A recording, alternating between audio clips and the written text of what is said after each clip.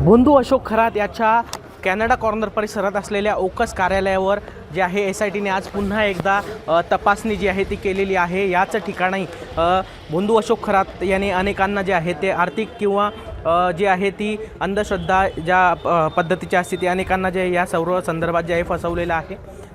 बंधू अशोक खरात याची जी आहे ती आज खरं तर पोलीस कोठडी जी आहे ती संपणार आहे आणि याच पोलीस कोठडी दरम्यान आता अनेक पुरावे जे आहेत ते एस-आय-टीच्या हाती या ठिकाणी लागलेले आहेत। आपण जर या ठिकाणी बघितलं तर एस-आय-टीकडून जे आहे आता तपासणीनंतर या ठिकाणी पुन्हा एकदा कार्यालयाला जे आहे ते सील लावण्यात आलेलं आहे आणि एस-आय-टीच्या ह्या तपासामध्ये एस-आय-टीने या कार्यालयाच्या आतमधून जे हँड ग्रिपर असतं, हाताचा व्यायाम करण्याची जी एक व्यायाम करण्याची जी एक वस्तू आहे ज्याने रक्तस्राव वाढतो ती हँड ग्रिपर असेल, त्याचप्रमाणे एक रुद्राक्ष असेल, कवड्या असेल, अशा प्रकारचं साहित्य जे आहे ते आत्ता या ठिकाणाहून जप्त केलेलं आहे आणि जे एस-आय-टी पथक जे आहेत ते या ठिकाणाहून ते घेऊन गेलेलं आहे। खरं तर या बंधू अशोक खरात याने याच जे कवड्या आहेत, रुद्राक्ष आहेत, अशा गोष्टी लोकांना जास्त किमतींमध्ये देऊन आर्थिक फसवणूक केल्याची देखील खरं तर प्राथमिक माहिती जी आहे ती समोर आली होती।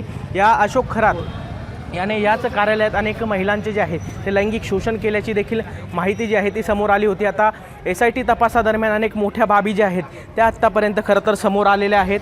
मात्र उद्या जी आहेत आता न्यायालयात जे आहे ह्या अशोक खरातला पुन्हा एकदा हजर करण्यात येणार आहे आणि याच दरम्यान आता नेमकं काय समोर येतं हे बघणं महत्त्वाचं आहे।